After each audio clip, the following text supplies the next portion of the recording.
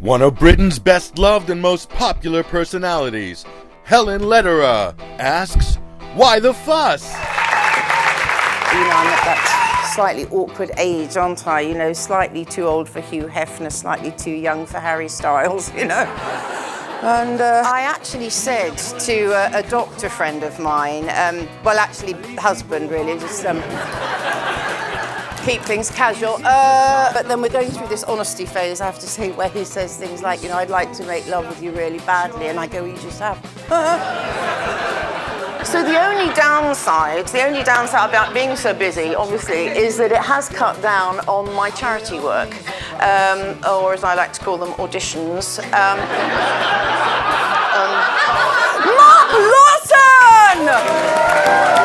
Do you favour the pragmatist, the existentialist, or the creationist in terms of understanding the meaning of life? You. And he's got the same amount of awards as the other person, but in a different capacity, but similar. So, Mark Lawson and Michael Crick!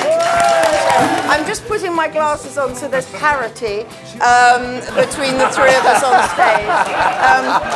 stage. Do you favour creationism or existentialism, and which makes you less anxious? Kimberley Walsh! Yeah, this is showbiz. Because you weren't prepared for it, I imagine, having to fart in a short skirt. Well, it's so wrong. It's challenging. My leg up. No! The whole thing. Ooh! It was very, very tame. Don't worry, I didn't go there. But, tame. and then he said, well, you're looking, you know, foxy tonight. And I said, oh, yeah. He said, yeah, what's with the yellow teeth and the red bush? Ladies and gentlemen, I give you Dame Suzanne and Dame Yasmin Alibhai-Brown. Now, I said Dame in a slightly affected way because that's how you talk in my business, slightly upbeat but signalling that you're still up for panto if should any agents be in tonight. No, I did do panto in Bromley, and Simon Cowell came, so I was the fairy, obviously that's the only part you play when you're my age, and so I said, yeah, I'm the fairy, but I think I might be quite good in the music business. And he said, oh, that's interesting. I'm quite good in the music business, but people think I am in awe of these two. So, Yasmin, have you ever lied? Because, you know, you've got to keep those standards high. Not to get a job, no, but with immigration officers, always. I had a lie detector test once to get a job in New York. It was only selling records in a shop. A lie detector? What were they trying to drill down? I mean, what was the agenda? If you're going to mix stuff. Oh, okay. I love it the way people murmur. There's no need to talk. The pencil, the score sheet, focus. You're on a first date and you must come with one of the following. A, missing tooth. B, your mother. C, a pretend dog.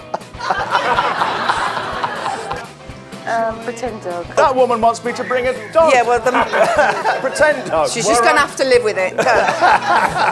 My mother. And your mother. Shall I tell you who else got a 10? Shall I tell you? This man. Richard Branson. Oh. Good. This is who he got. So good luck with the WTF show, Helen. Sorry I couldn't sponsor it on this one occasion. Refurbishing Necker.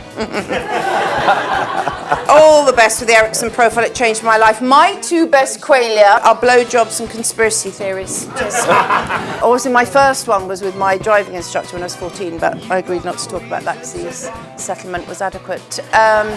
No, my first marriage was when I was 39. And a couple of days later, the phone rang, and it was him. He said, how would I like to come to Paris for a dirty weekend? And then there was a silence. And then the voice said, I'm sorry, have I shocked you? And I said, God, no, I was just packing. We're like, yeah, we'll come into church in the morning, this is all going to be fine, we're going to make this work, you know, all of us completely sucked in.